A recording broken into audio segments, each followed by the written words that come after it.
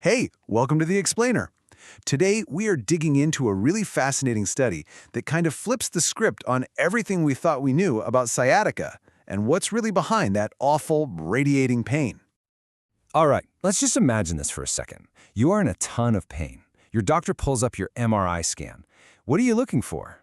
You're looking for the culprit, right? A big, obvious problem on that scan that just screams, here, this is why you hurt so much. And for decades, the thinking was pretty straightforward. You see a big herniated disc pushing on a nerve, well, that must mean you're in a lot of pain. It's a simple, mechanical explanation that just makes sense. The bigger the problem on the image, the worse the pain must be. But what if that's not the whole story? What if that picture on the MRI doesn't actually tell us how much pain someone's in? Well, let's see what the science actually found. You know, researchers were getting really puzzled by this. They kept seeing patients with these gnarly-looking MRIs who felt pretty okay, and then they'd see other patients with scans that looked almost perfect who were in absolute agony. It just didn't add up. So they decided to figure out what was really going on. To really get to the bottom of this mystery, they knew they had to look beyond the usual suspects. So they designed this study to look at, well, pretty much everything that could possibly play a role in how much pain a person feels. And when I say everything, I mean everything. They didn't just look at the MRI scan. Nope. They took blood samples and even tissue from the disc to measure inflammation. They checked for hidden infections. They even ran tests to see how each person's nervous system was wired to handle pain. And on top of all that, they had patients fill out detailed questionnaires about their mental and emotional state. They went the whole 9 yards.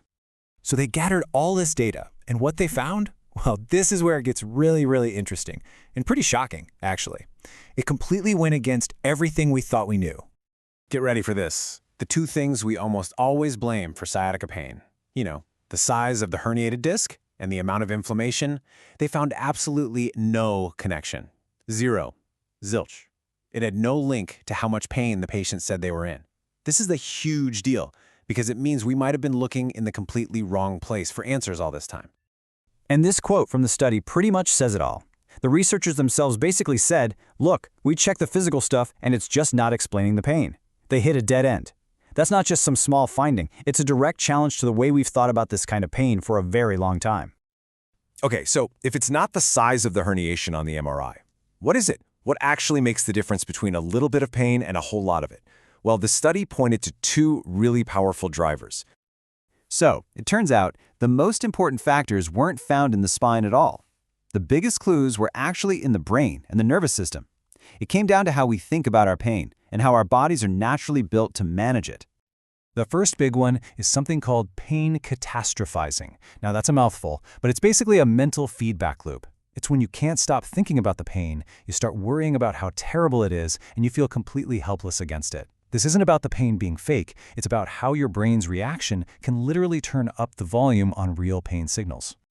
And the second key factor is a process called conditioned pain modulation. The easiest way to think about this is like your brain has its own built-in volume dial for pain. It's this amazing system that's supposed to dampen pain signals coming in. But here's the catch. That volume dial works better for some people than for others. And just look at the data. It's incredibly clear. The more a patient tended to catastrophize their pain, the higher they rated their pain levels across the board. We're talking average pain, their worst pain, you name it. The link was direct and it was strong. And the analysis found two other huge predictors. First, patients whose internal volume dial, that CPM system, was less effective, they reported way more pain on average. And second, there was a significant link showing that in this specific group of patients, being female was also associated with higher average pain intensity. Now check out this number. R squared sounds kind of technical, but all it means is how much of the difference in pain can be explained by these factors. And get this, just those two things, how well your body's pain dampening system works and your gender, could explain over 44% of the difference in pain between patients. 44%? That is a massive number, and it tells us way more than an MRI scan ever could.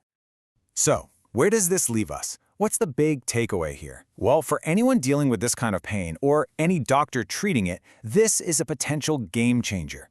It forces us to think about pain in a completely new way, a way that goes far beyond just what a scan can show us.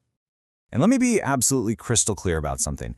This does not mean the pain is all in your head or that it isn't real. Oh, it is 100% real. What this science shows us is that pain is an experience that your brain creates based on a ton of different inputs. Yes, the signal from the nerve is one input, but so are your thoughts, your fears, and the unique way your nervous system is wired. And that brings us to this final, really powerful question. If pain is a complex experience, and not just a simple signal from a damaged body part, then how should we be treating it? It suggests that maybe treatments that only focus on the physical problem, seen on a scan, might be missing the biggest pieces of the puzzle. The best way forward might just be treating the whole person, addressing our minds and our nervous systems right alongside our spines.